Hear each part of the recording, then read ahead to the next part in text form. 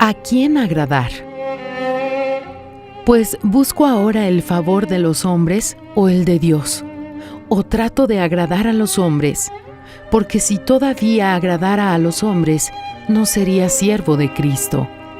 Gálatas capítulo 1, versículo 10. Quien busca agradar a los hombres no es siervo de Cristo.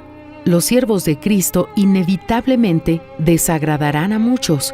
No predicamos facilidades. El camino es de sacrificio, de renuncia. Es desagradable para aquellos que quieren solo lo agradable. Muchos incluso buscaron el favor de los hombres.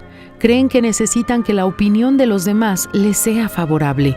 Esperan la palmadita en la espalda, quieren consultarles a los vecinos y a los amigos para saber lo que piensan de lo que decidieron. Busque el favor de Dios. El favor no solo para el día de hoy, sino el favor para su futuro. El favor para la vida eterna.